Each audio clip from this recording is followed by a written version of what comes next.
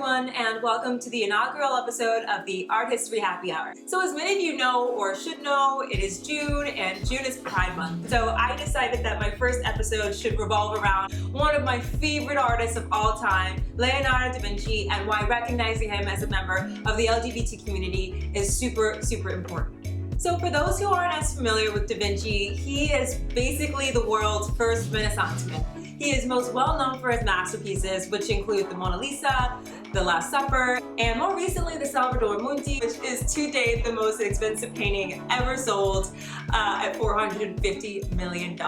Fewer people actually know that Leonardo da Vinci was actually a fucking genius. Not only was he a painter, but he was a sculptor, he was an architect, he was an engineer, and he also pioneered the study of several different areas of knowledge, including medicine, anatomy, geology, aerodynamics, military science. He was one of the most learned men who ever existed, and he did all of this in a time when the pursuit of secular knowledge was super suppressed by religious authorities in Western Europe, primarily the Catholic fucking Church. And as a student of history and art history in high school and university, I learned all, if not much of that, but I never knew that he was gay. I think that it's important to acknowledge that some of the most influential and important people throughout history have been members of the LGBTQ community, because queer people have always been around. We've always been here, even if there are people who would have us believe otherwise. So why does it matter if Leonardo da Vinci was gay? Historians and academics have known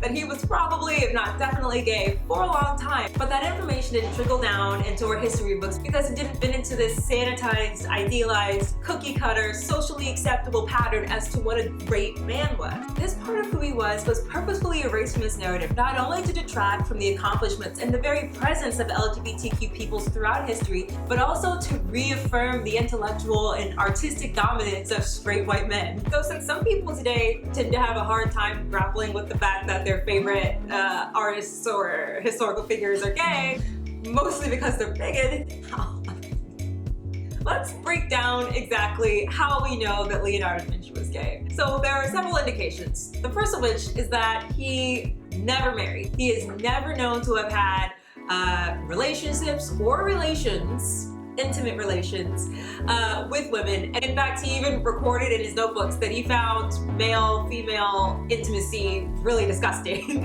And this doesn't necessarily prove that he was gay. I mean, maybe he was asexual. Maybe he was so busy learning and studying and nurturing his curiosity that he just didn't have time for relationships. Or maybe he was super shy or self-conscious or suffered from crippling social anxiety, as is the case with many geniuses throughout history. But actually, that's not the case either. According to most accounts, Leonardo da Vinci was well-liked, he was charming, he was charismatic, he was talkative, he liked to be involved socially. So no, he didn't have social anxiety, he just wasn't interested in women. He is even recorded by his contemporaries as having said that he preferred l'amore masculino. L'amore masculino. Fucking that all up. L'amore masculino. Masculine love.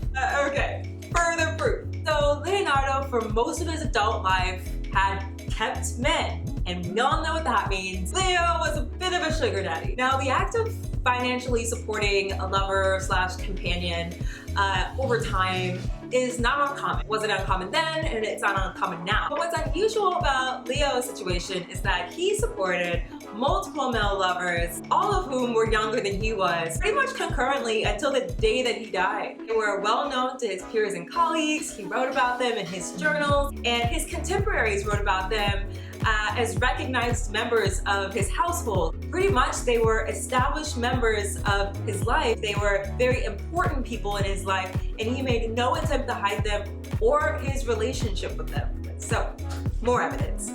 Hard evidence. So, homosexuality actually wasn't that uncommon within the artistic circles of 15th century Florence, the seat of the Renaissance.